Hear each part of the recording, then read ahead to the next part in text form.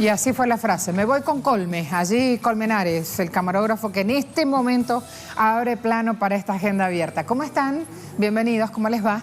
Las cosas no están del todo bien si echamos un panorama mundial a las noticias, porque generalmente las noticias implican hechos dolorosos, hechos feos, hechos que venden titulares en medios de comunicación.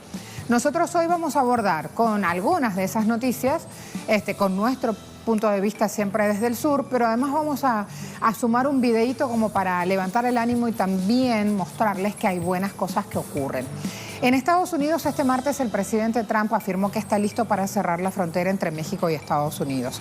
Preguntamos a esta hora en Twitter por qué la insistencia de Trump y allí algunas de las opciones para que ustedes elijan y contesten.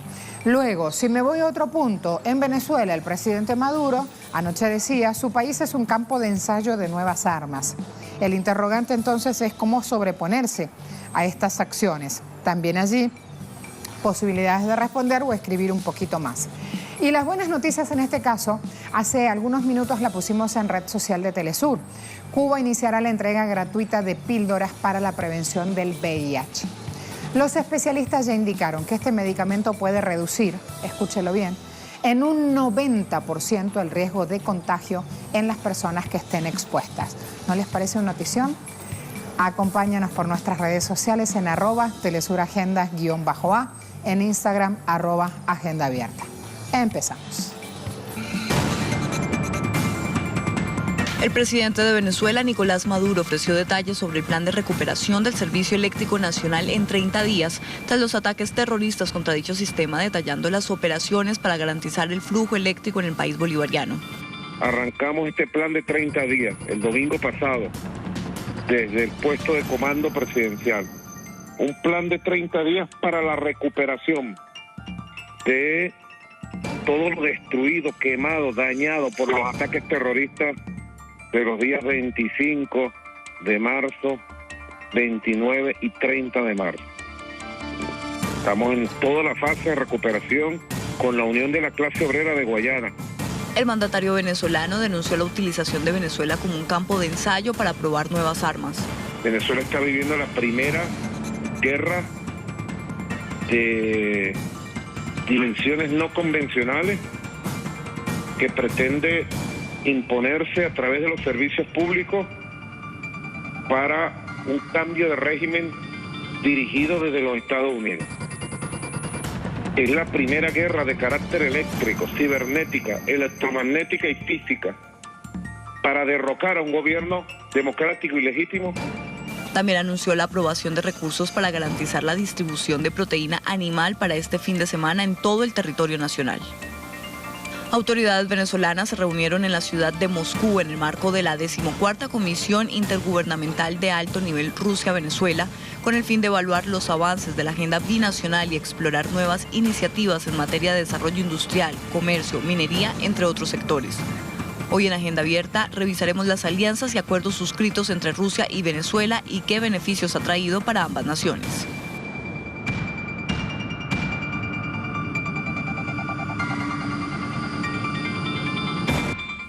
Fíjense esto, ayer abordamos aquí el plan de la patria, ¿se acuerdan? Lo desmenuzamos, empezamos a ver otros puntos. Ahora, Sputnik va mostrando, Venezuela apuesta por atraer inversión productiva rusa. Venezuela quiere desarrollar relaciones comerciales ruso-venezolanas, ampliándolas para que sean más productivas, para que genere bienestar para su gente, para la gente de ambos países, en verdad. Son declaraciones de la ministra de Comercio Exterior e Inversión Internacional de este país, Yomana Koteich, quien señaló que Venezuela tiene reservas en tierras cultivables de más de 30 millones de hectáreas y mucho potencial de desarrollo en varias zonas del país.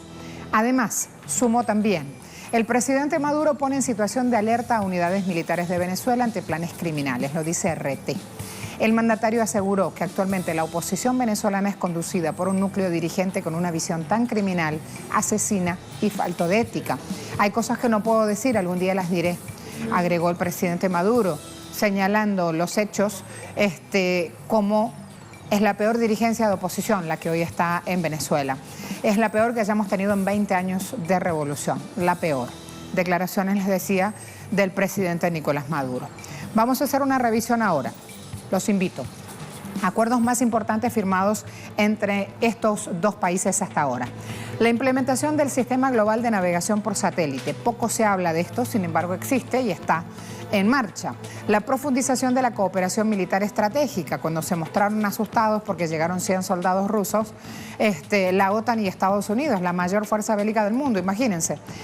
$1.000 millones en proyectos de minería, oro y diamantes están también como parte de estos acuerdos. Rosneft y Gazprombank también hacen parte ya de estas firmas. Tienen $5.000 millones destinados a la producción petrolera venezolana, a la importación de 600.000 toneladas de trigo ruso.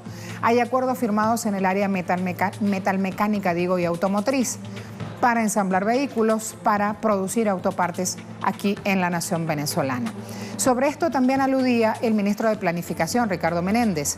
Desde Moscú informaba sobre esta reunión de trabajo entre ambas comisiones intergubernamentales. Ricardo Menéndez, Comisión Mixta de Alto Nivel Rusia-Venezuela, se instala en Rusia, reunión de trabajo de los equipos en función de relación estratégica, soberanía y respeto de un mundo multipolar. Presidente Nicolás Maduro en pleno desarrollo del cuarto objetivo del Plan de la Patria 2025 para la soberanía plena. Ese Plan de la Patria que ayer les mostrábamos cómo se había aprobado en esta nación. A esta hora, Moscú nos espera. Hansel Oro está allí, listo para reportarnos. Bienvenido, compañero. Sí, hola, un saludo para ti y para toda nuestra teleaudiencia. Así es. Durante esta jornada se desarrolló acá en la capital rusa el primer foro económico y empresarial entre Rusia y Venezuela como una estrategia sobre todo para contener estas sanciones por parte de los Estados Unidos y por otra parte afianzar las relaciones estratégicas entre Rusia y Venezuela. Esta jornada se refirió el propio ministro de Agricultura Wilmar Castro Soteldo, además abordar la idea de mantener esta continuidad por parte de Rusia del suministro de trigo hacia la nación bolivariana, cuando se hablaba del 60% del suministro de trigo desde Rusia hacia Venezuela y por otra parte trabajar en el tema del suministro de tecnología, también el hecho de los fertilizantes para poder potenciar la agricultura de esa nación bolivariana. En otro de los temas se refirió el propio vicepresidente sectorial de Planificación, Ricardo Menéndez, abordando esta necesidad por parte de Venezuela también de adquirir tecnología de Rusia con respecto para blindar el sistema eléctrico venezolano debido a los ataques informáticos que ocurrió con la planta hidroeléctrica de Guri, que afectó a gran parte del país venezolano. Asimismo, también recordar de que el día de mañana será la sesión plenaria de la 14ª Comisión Mixta Intergubernamental entre ambos países, lo cual también esto forma parte de la base esencial para seguir trabajando, sobre todo en la firma de acuerdos. El día de hoy, incluso uno de estos acuerdos fue el hecho del suministro de productos farmacéuticos hacia Venezuela por parte de Rusia, también trabajando en el tema de transporte. Son sin dudas áreas priorizadas de las relaciones estratégicas entre estos gobiernos, además también hablando del tema de la defensa, por otra parte potenciando el desarrollo comercial, sobre todo a partir de las regiones de Rusia que puedan de una forma u otra también necesitar productos de Venezuela. En este caso se hablaba tanto del cacao, también de frutas. Hasta acá la información, adelante.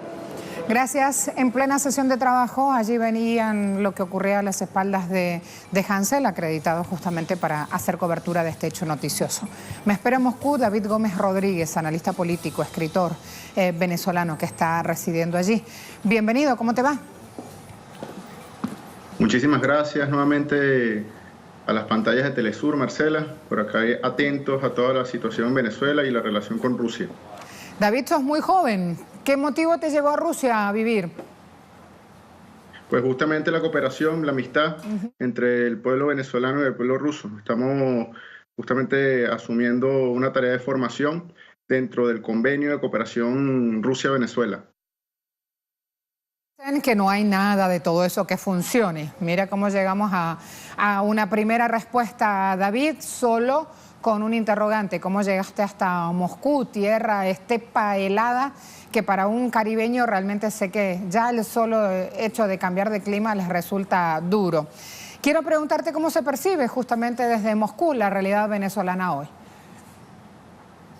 Bueno, estamos viendo con mucha atención todo lo que sucede hoy en Venezuela y en el mundo. Y es preciso decirlo así porque no estamos hablando solamente del tema Venezuela, cuando hablamos del conflicto que se está generando actualmente entre el imperialismo norteamericano y el espacio donde se levantó la revolución bolivariana a través de las ideas del comandante Chávez y que hoy continúa el presidente Nicolás Maduro. Estamos hablando justamente de la reconfiguración del orden mundial luego de que justamente Rusia se reposicionara en el escenario internacional como una potencia que tiene un sitial privilegiado y donde tiene una fuerza importante para asumir posiciones muy fuertes frente al terrorismo y frente a la dinámica mundial de todos los asuntos que atañen justamente a la humanidad. También el surgimiento de China como una potencia económica y la transformación de América Latina en torno a un proyecto integracionista, a un proyecto popular que tiene que ver justamente, que tiene epicentro en Venezuela. Es ahí donde el imperialismo norteamericano se ve amenazado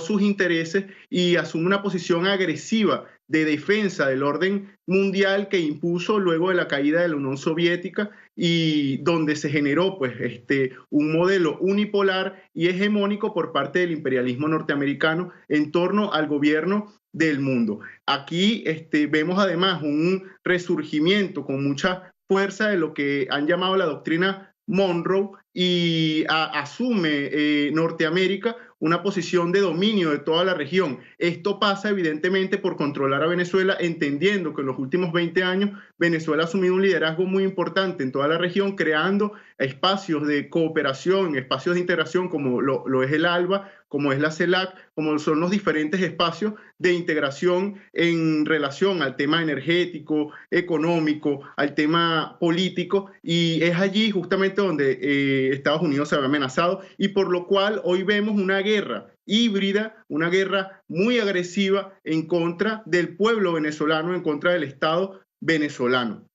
No es solamente hablar de Venezuela, sino hablar de todo un contexto en donde el imperialismo se ve atacado y pretende asumir una posición de defensa de un modelo fracasado y de un modelo terrorista, de un modelo guerrerista en el mundo.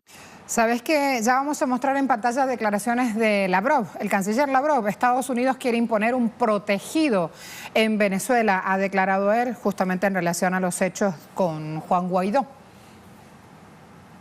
Sí, un acontecimiento sin precedentes que justamente también a través de la portavoz del Kremlin se hacía mofa también, hablando de que es un acontecimiento histórico que además tendría que tener también un análisis desde el punto de vista clínico, porque estamos viendo un autoproclamado presidente sin ningún sustento jurídico ni en el campo nacional ni en el campo internacional, que a través del apoyo de Estados Unidos y de algunos gobiernos títeres que han asumido una posición de ultraderecha y de reaccionaria frente a lo que ha sido la capacidad de resiliencia, la capacidad de resistencia que ha tenido el proceso revolucionario y el pueblo venezolano todo en torno a la defensa de la Constitución, en torno a la defensa de un modelo de desarrollo nacional vinculado a las ideas del socialismo, a las ideas de Bolívar, a las ideas de la democracia participativa y protagónica, y entonces justamente necesitan de estos títeres que finalmente cumplen el triste papel de vender su propia patria, de vender su propia madre, de vender a su propio pueblo para servir a los intereses de las potencias que tienen básicamente el ojo puesto sobre los recursos energéticos en Venezuela, que pasan desde el petróleo hasta por el agua, el oro, pues todo tipo de recursos, el coltán que existe en el suelo venezolano. Pero además el recurso, la energía, que quizá tiene una importancia invaluable en este momento, que fue justamente el despertar las ideas del socialismo en América Latina y de la integración latinoamericana a través de las ideas de Bolívar y de Miranda. Hablemos, por favor, si ven desde la distancia la posibilidad de lograr un diálogo nacional, así como están las cosas.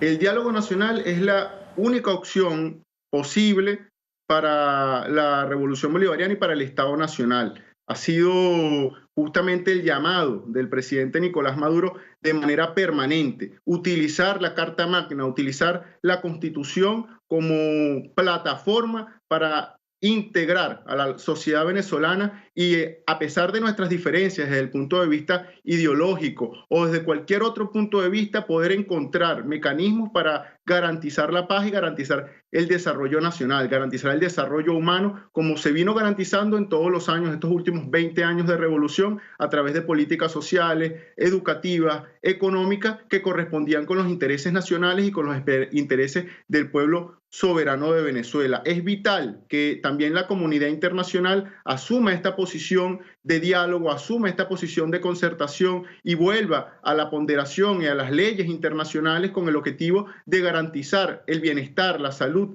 de los estados nacionales y encontrar en los mecanismos que la palabra nos otorga, que la política nos otorga a través de la ética, pues formas para garantizar un acuerdo que le permita al país desarrollarse y garantizar la paz en toda la región.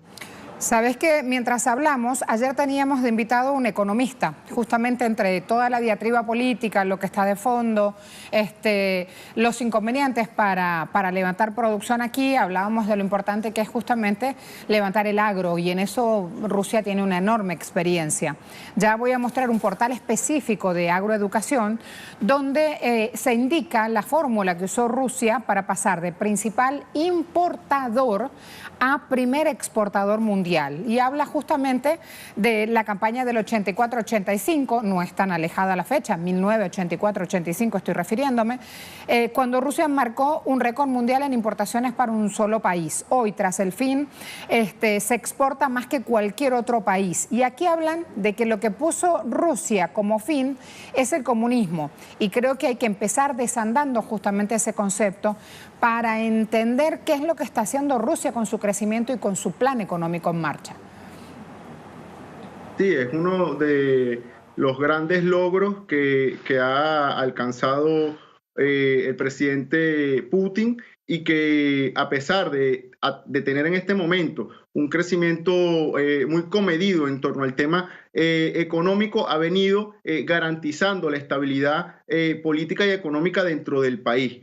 Y cabe destacar además que la posición de Rusia desde el punto de vista económico es fundamental no solamente para la propia Rusia, sino para la región europea. Es importante destacar que Rusia exporta el 24% del gas a nivel mundial y que de eso justamente depende gran parte de Europa. Es la diatriba, es la problemática de las relaciones internacionales en este momento cuando nosotros analizamos temas como el de la OTAN. Es importante que nosotros enmarquemos en ese desarrollo económico las relaciones con Venezuela. Justamente hablamos de unas relaciones que en el marco, por ejemplo, de la minería están desarrollando acuerdos de más de $1.000 millones. En el marco del tema petrolero, más de $5.000 millones y diferentes áreas que vienen fortaleciéndose a través de acuerdos que se vienen justamente asumiendo cada vez más fuerza desde que estaba el presidente Chávez hasta hoy con el presidente Nicolás Maduro. Cooperación que tiene que ver con el tema militar, sistemas de navegación por satélite, sistemas de misiles antiaéreos, cooperación en torno al tema de la formación, en torno al tema educativo directamente con fundación como la Fundación Fundayacucho, que está enviando 50 estudiantes todos los años para formarse en diferentes áreas del desarrollo y en diferentes mecanismos pues, que le permiten a través de pregrado, posgrados, doctorados a estudiantes, jóvenes venezolanos, asumir una educación de la más alta calidad en una de las mejores universidades del mundo que se encuentran aquí en Rusia. Y bueno, todas las posibilidades que existen hoy día de cooperación, sobre todo, hoy lo estamos viendo con la alta comisión intergubernamental que se instala en Moscú, el buscar mecanismos para desarrollar la agricultura nacional. Se está haciendo mucho énfasis en estas reuniones, en este tema, pues es vital garantizar en lo sucesivo pues lo que se ha llamado en Venezuela la soberanía alimentaria para poder hacerle frente a los ataques del imperialismo que van a seguir acrecentándose a través de las sanciones que también sufre Rusia, pero que ya hemos explicado que justamente es pues son las últimas chapaletas que da el imperialismo para defender su modelo de hegemonía y de dominación frente a un modelo insurgente de multipolarismo y defensa de la paz, defensa del desarrollo nacional, defensa de la autodeterminación de los pueblos, que justamente defiende Rusia y defiende Venezuela como algunos de los países que podemos nombrar, pero también podríamos incluir potencias como China y países como Turquía, que tienen una posición muy fuerte en torno a este tema. Gracias, David. Hasta la próxima. Muchísimas gracias, Marcela. Un saludo a todo el pueblo latinoamericano. Desde acá, siempre combativos y presentes. Hasta luego. Muchas gracias. En Venezuela estamos viendo una gran diatriba política, estamos viendo un pueblo resistiendo, un pueblo que hoy ha tomado el metro en algunas estaciones se ha demorado y ha estado un poco más lento de lo habitual, se va retomando de a poco un servicio que durante los días que estuvo ausente realmente generó muchos inconvenientes en esta capital latinoamericana. El horario de clase es hoy en algunos colegios privados porque todavía no tienen el abastecimiento de agua, se ha visto reducido, pero los niños están en clase, esto es importante. Algunos con una hora más, con una hora menos de asistencia, pero es importante también decir que ya ese retorno a las aulas ya se ha dado en la jornada de ayer.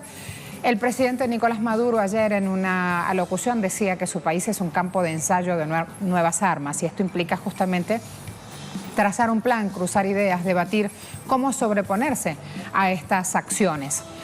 En Twitter ustedes respondieron el 57% con unidad popular, el 17% con diálogo nacional, por eso yo le preguntaba esto también a nuestro invitado si él lo veía posible.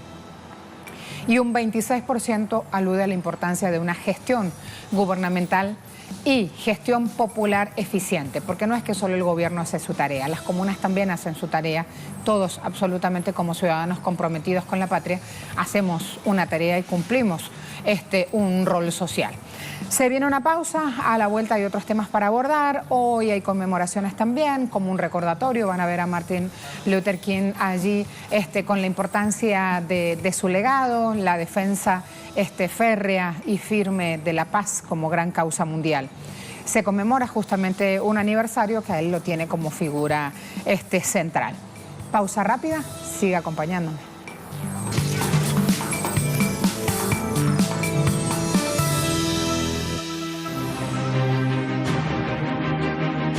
Para el presidente de los Estados Unidos, Donald Trump, cerrar la frontera entre su país y México es 100% seguro. Trump afirmó que mantendrá en pie su amenaza si no hay un acuerdo inmediato con los demócratas sobre el muro y la migración. Esta decisión podría tener consecuencias potencialmente catastróficas para la economía estadounidense. Así lo advirtió el líder republicano Mitch McConnell. En respuesta, el gobierno de México optó por la tranquilidad, la amistad y la prudencia. En este sentido, también informó que recibió garantías de la Casa Blanca de que el cierre no será total. La reorganización de 750 agentes migratorios estadounidenses en la frontera con México afecta el comercio en la zona limítrofe. Cientos de camiones dedicados al transporte de productos hacia Estados Unidos enfrentan un retraso de 12 horas. Los transportistas denunciaron que esta medida forma parte de un plan del presidente Donald Trump para cerrar la frontera sur.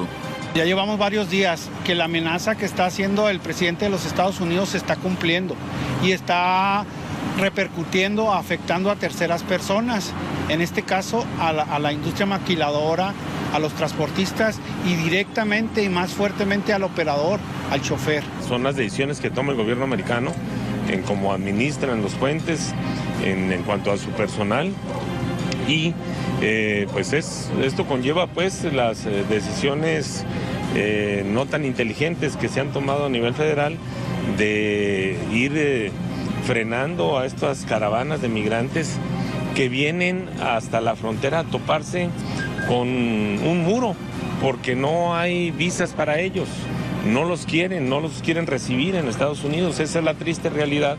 Hoy en Agenda Abierta analizaremos las consecuencias negativas para la economía estadounidense y mexicana en caso de un cierre total de la frontera entre Estados Unidos y México.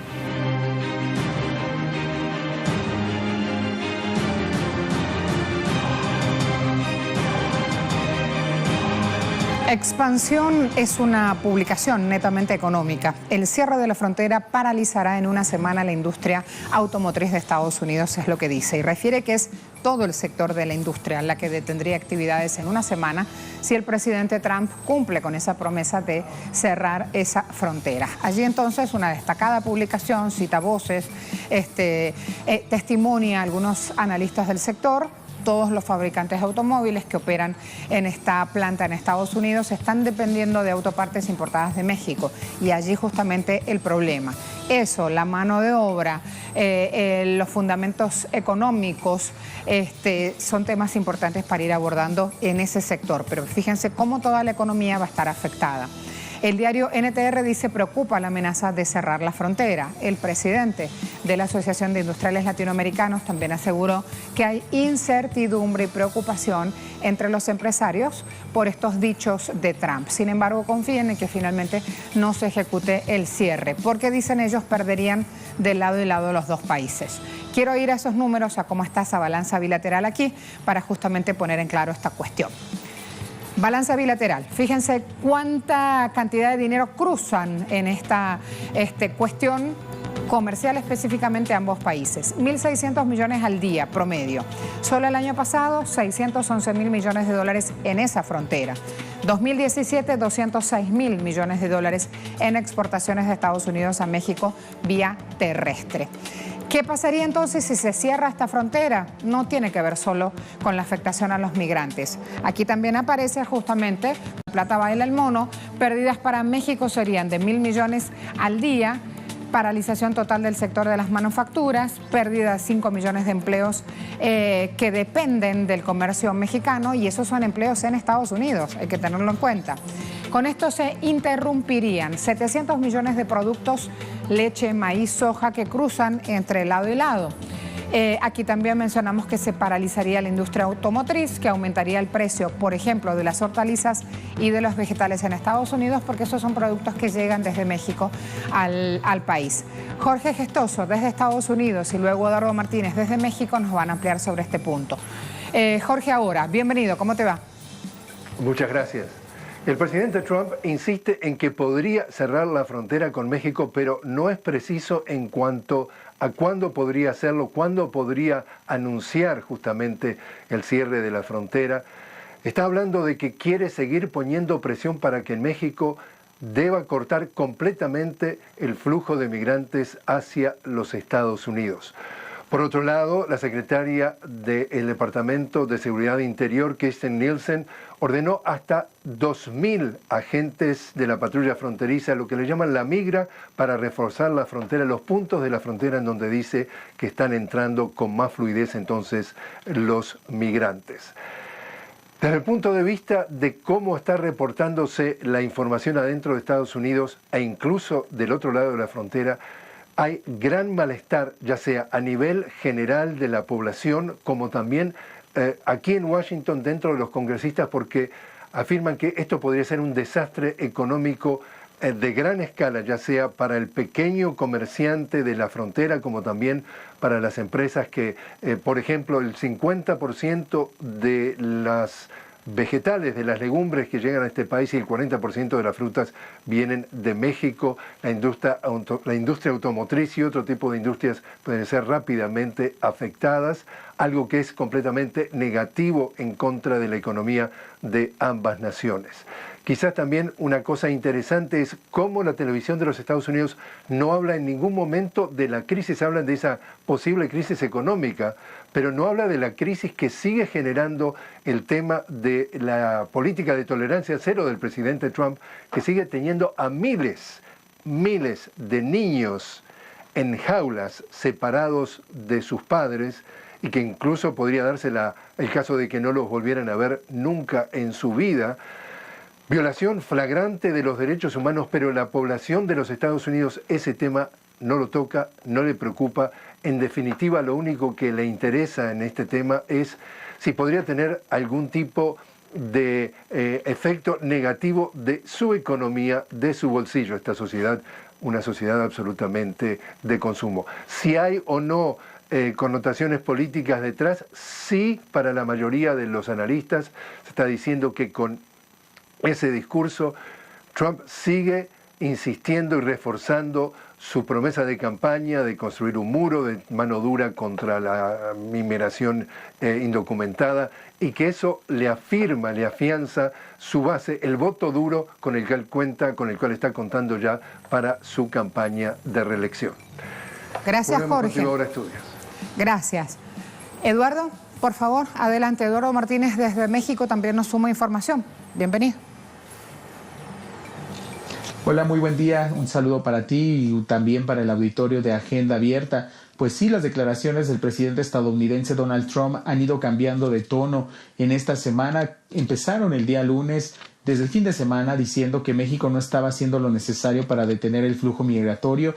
Después vino la amenaza de cerrar la frontera si no se hacía lo suficiente para que no continuara el flujo de personas procedentes en su mayoría desde Centroamérica. Y ya el día de ayer pudimos ver unas declaraciones más moderadas por parte del presidente Donald Trump acerca del flujo migratorio que atraviesa México con la intención de llegar a la frontera e internarse a territorio de Estados Unidos.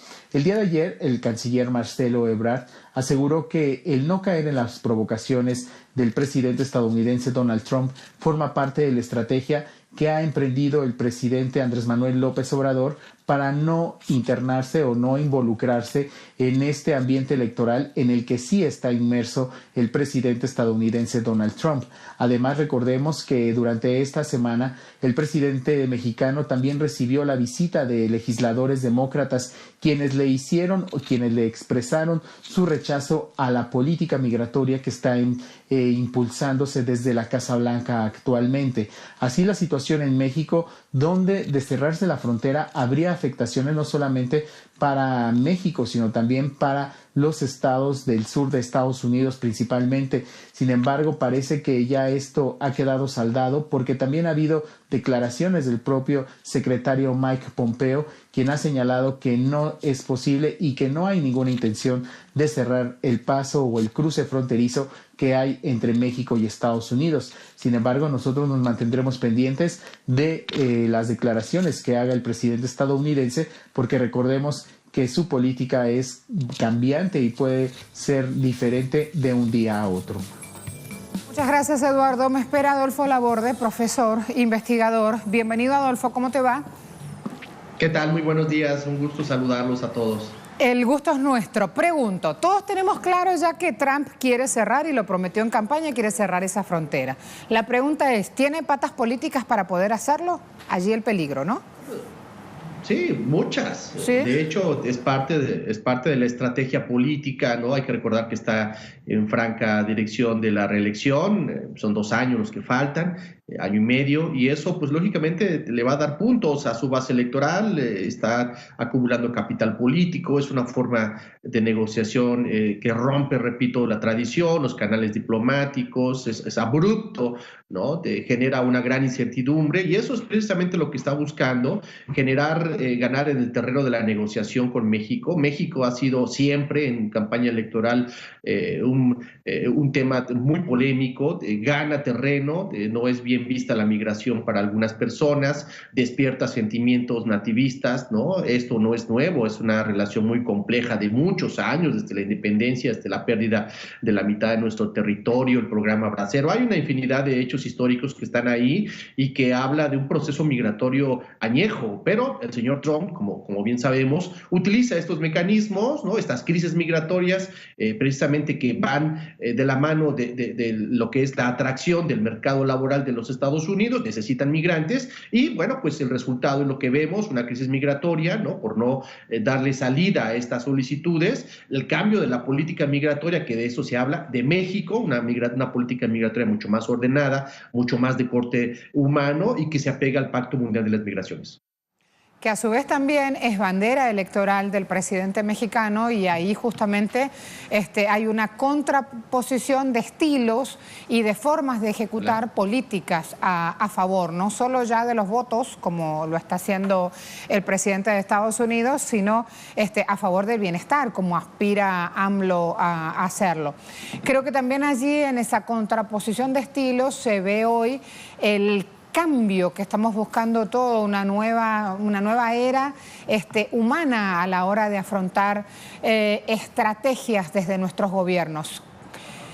¿Hay una luz de esperanza en todo esto o finalmente nos quedamos con que va a cerrar Trump la frontera y nada más?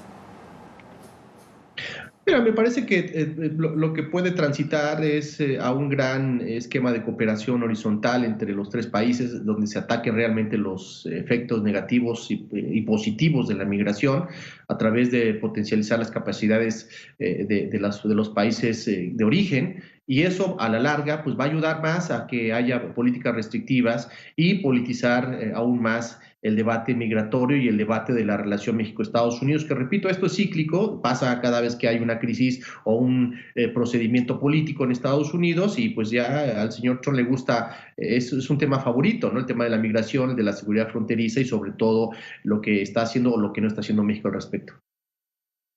Entre temas favoritos, cuando hablamos ahora de cómo el resurgir de la política justamente aparece echando abajo estos mecanismos de gobiernos que ejercen mano imperial, por decirlo así. Es obvio que desde los titulares de la mediática internacional nos venden que quieren ingresar a Estados Unidos miles de personas buscando un sueño, que del otro lado, cuando empezamos a develar las realidades económicas en sus países, sabemos que no van a llegar a ese sueño.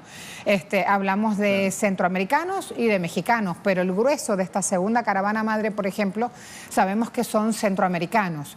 ¿Cómo le seguimos dando una visión humana justamente a estos planes integrales de migración para que se entienda y no compren esa versión del Plan Dorado en el norte, como le llaman?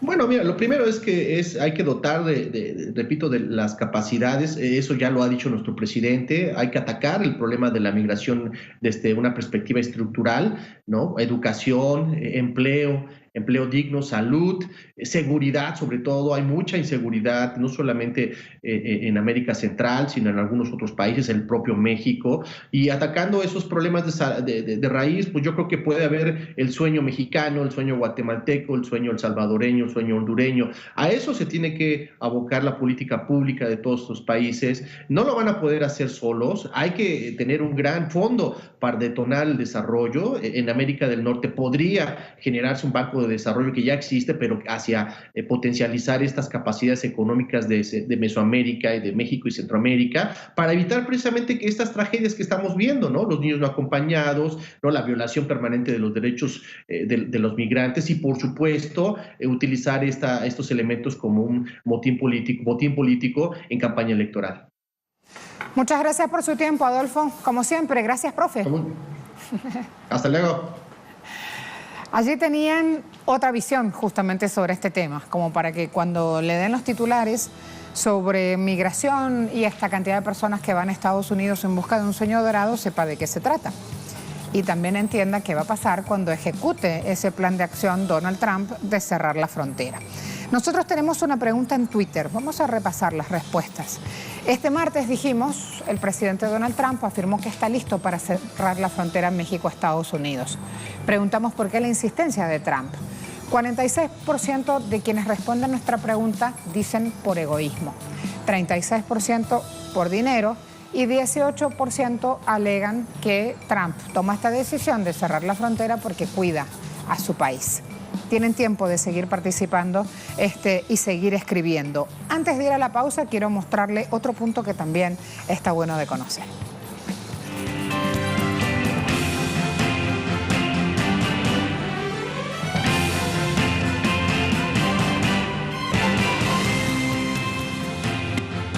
Vamos a llamarlo así, la grata costumbre en Cuba. Radio Arte La Casa es una productora de dramatizados en la radio cubana. Es la única en su tipo en América Latina y el Caribe. Así que vamos a ir a conocer este trabajo para ver cómo hacen para cautivar audiencias, para sumar justamente más adeptos y de qué se trata la propuesta artística que llevan adelante. Acepta por esposa a Juana Suárez según los preceptos de la Santa Madre Iglesia hasta que la muerte los separe. Sí, acepto. En Cuba, los dramatizados radiales forman parte de la cultura nacional. Contribuyen no solo al entretenimiento, también a la formación del gusto y a la elevación del nivel educativo de la población. Radio Arte produce hoy 18 espacios que incluyen, entre otros, novelas universales y cubanas, policíacos, aventuras, biografías, teatros, cuentos y programas educativos. Pasa la escoba por debajo de la cama. En esos espacios se transmite valores y con una intencionalidad a los jóvenes, sobre todo en la sexualidad en la adolescencia, el tratamiento de la historia, un momento importante en Radio Arte. Cenizas de un amor. ¿Qué fue lo que sucedió? ¿Dónde está él? Mientras que la radionovela ocupa muy poco espacio en el mundo, en la isla se mantiene su producción y su demanda. Ocurre que desde su cotidianidad, la maravilla o la fantasía, el radioyente visualiza los hechos desde la perspectiva que quiera imaginar. El propósito de Radio Arte es generar contenidos de calidad, alejados de la banalidad y la pseudocultura, para desde el arte promover valores, preservar y defender la identidad. Tengo que hablar con ella cuanto antes. Radio Arte. Fíjense que cuando voy a ver en qué otros países se hace radioteatro, como habitualmente se llama a este tipo de disciplina artística, se sorprenderían de ver la cantidad de espacios que hay, chiquitos, algunos amateurs, pero todos presentes, o sea que tiene una magia especial. Particularmente soy fan del radioteatro, me parece que no solo para los locutores, para los actores también es un espacio sumamente interesante para hacer arte y desde allí contagiar un mensaje. Se viene la pausa, a la vuelta hay otro tema muy importante para abordar, ya les voy a contar.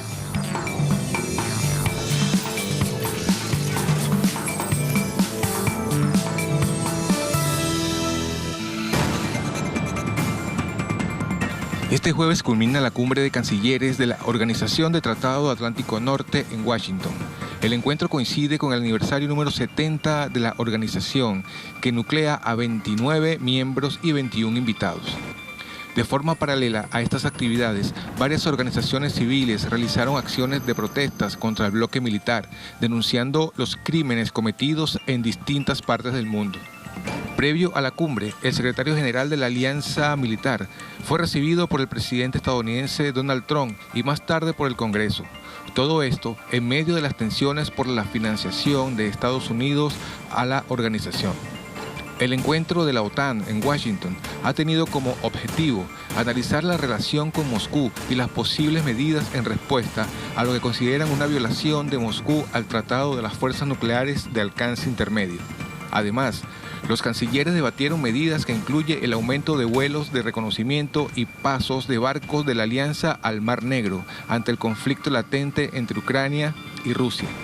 Para el Kremlin, la decisión del bloque bélico de incrementar la actividad militar en el Mar Negro es considerada una amenaza para la seguridad regional. Hoy, en Agenda Abierta, analizaremos los planes de la OTAN a partir de la cumbre en Washington y el rol que ha jugado en los conflictos bélicos desde su creación.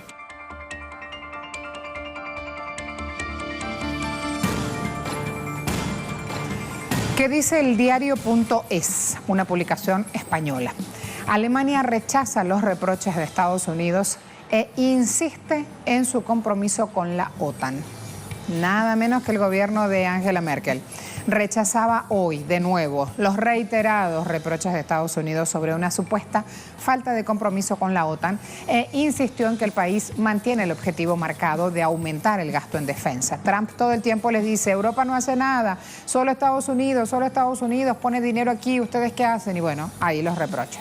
La ministra de Defensa, Ursula von der Leyen, afirmó que es doloroso que un aliado como Estados Unidos cuestione los compromisos adquiridos por Alemania. Por su parte, el canciller alemán Nils Hansen, del Partido Socialdemócrata, recordó que su país ha participado desde el año 2014 en todas las acciones dirigidas desde la OTAN y esto implica participar también en sus costes. ¿Qué dice Sexenio? Un portal que ya se lee más desde suelo americano, desde México. OTAN mira a países de América Latina como posibles socios. Y allí el interrogante, ¿estará México? El secretario general de esta entidad internacional, que Sexenio califica como polémica, reveló que la Organización del Tratado de América del Norte, OTAN, consideró que algunos países de Latinoamérica podrían sumarse a sus filas, siguiendo el ejemplo de Colombia. El alto mando de la OTAN aceptó que no habría motivo alguno para impedir la llegada de aliados de esta región, sin embargo descartó que Brasil vaya a tener pleno derecho dentro de la organización si llegara a sumarse. Aquí hay mucho para desgranar y empezar a entender también por qué este hombre habla de Brasil y qué quiere decir con esto, ¿no? Hace escasos minutos también hablaba la portavoz de Exteriores de Rusia, que hay una periodista, Elena Villar, colega, que está subiendo información a la red social Twitter. Sájarova, sobre este 70 aniversario de la OTAN, dijo: nos gustaría desearle a la alianza paz interior y menos nerviosismo. Esperamos que eviten centrarse justamente en las obsesiones. Además, vamos a sumar también una información y un seguimiento que publica Jorge Gestoso, que viene siguiendo este hecho noticioso. Él ha dicho: la OTAN afirma que Rusia es la amenaza y Rusia dice que la amenaza es la OTAN. Según expertos, todo esto se va debatiendo, mientras, dice él, aquí en Washington, OTAN celebra su 70º aniversario en medio de protestas. Vamos a escuchar el video de Jorge, vamos a escuchar este audio, a ver qué información también sumaba él hace algunas horas ya. Celebrando los 70 años de la creación de la OTAN, la Organización del Tratado del Atlántico Norte, su secretario general habló ante el Congreso aquí en Washington y reiteró que Rusia sigue representando una amenaza para esa alianza militar, lo que los expertos califican como falso y aclaran que es lo opuesto, que quien verdaderamente representa una amenaza para Rusia es la OTAN. Hablando por primera vez ante una sesión conjunta de ambas cámaras, Jens Stoltenberg volvió a repetir la vieja letanía que Rusia es la amenaza. And we see a pattern of Russian behavior, including a massive military build-up from the Arctic to the Mediterranean. ¿Qué es la OTAN? Se preguntan en Voz de América. Vamos a ver, el presidente Trump presionó a los países de la OTAN para que aumenten contribuciones financieras a esta alianza, pese a que elogió a los países el martes por sus esfuerzos. O sea, le dicen, sí, mucho elogio, pero ampliemos. Fundada en el 49 después de la Segunda Guerra Mundial, miren las imágenes que le van vendiendo aquí para que usted se conmueva, tiene 29 naciones miembro ahora, es la alianza militar más grande del mundo en tiempos de paz, eso es lo que dicen quienes la fundaron, que fue creada en respuesta al gobierno de Berlín Occidental por la Unión Soviética y la expansión soviética, siempre el punto clave ha sido aquí Rusia. Aseguran que es un acuerdo de seguridad colectivo que obliga a cada miembro a defender a los otros miembros de una agresión. Así se comportan. Las naciones de la OTAN fueron en defensa de Estados Unidos después del 9 de noviembre. Se espera que cada nación miembro mantenga su ejército en buenas condiciones operativas. Para eso destinan miles y miles de millones de dólares. OTAN estableció un tope del 2% del PIB de cada país miembro para ser gastado en defensa. 7 naciones se espera que cumplan o que excedan este tope en el año 2018. Iban a hacer toda esa revisión exhaustiva para ver si cumplieron o no los objetivos. Las siglas significan Organización del Tratado del Atlántico Norte. Es una alianza militar y allí veían entonces la composición de todo este organismo, cuándo fue fundado, de qué manera trabaja. El objetivo inicial, dijimos, frenar la influencia de la entonces Unión Soviética en suelo europeo, y también van a tener ya, entre otros datos, cuando hablen de defensa colectiva, de regulación de crisis y de seguridad basada en la colaboración, van a tener idea de ese objetivo claro de la OTAN. 936.000 millones de dólares tiene este organismo de presupuesto. ¿Se imaginan cuánta ayuda humanitaria se podrían dar con estos 936.000 millones de dólares a ciudadanos en todo el mundo que lo necesitan, caso Yemen? OTAN, principales intervenciones bélicas que ha hecho. En vez de ir el dinero para ayuda humanitaria, van para balas. Año 99, Yugoslavia. Allí decidían una operación, derrocaron al entonces presidente Milosevic. 78 días estuvieron allí, 13 aviones, cometieron 2.300 ataques, bombardeos diarios en Kosovo, Serbia y Montenegro. 1.200 y 2.500 se estima que fue la cifra de fallecidos. Dejaron 6.000 heridos en estos 78 días. 38% de las instalaciones bombardeadas eran instalaciones civiles, techos civiles. Afganistán, siguiente operación, año 2001, 7 de octubre, iniciaba Estados Unidos luego de los atentados a las Torres Gemelas del 11 de septiembre, se iniciaba aquí en Afganistán este objetivo de derrotar a Bin Laden y a Al Qaeda. 130.000 soldados llegaron a Afganistán, la invadieron, 170.000 muertos y 1.200.000 personas desplazadas. Libia, 2011, Francia y Reino Unido allí estaban iniciando la invasión, avalada por una resolución del Consejo de Seguridad de la ONU. Objetivo, derrotar a al-Gaddafi, tomar posesión de las reservas de petróleo. Murieron más de 5.000 personas y 1 millón fueron desplazadas de sus hogares. Esto hace la OTAN. Hoy están de aniversario. Preguntamos, ¿hay festejo posible ante esta destrucción y esta matanza? ¿Hay continuidad para este modelo? ¿Es ese mismo mundo el que pasó y el que está pasando, el que necesita este tipo de operaciones?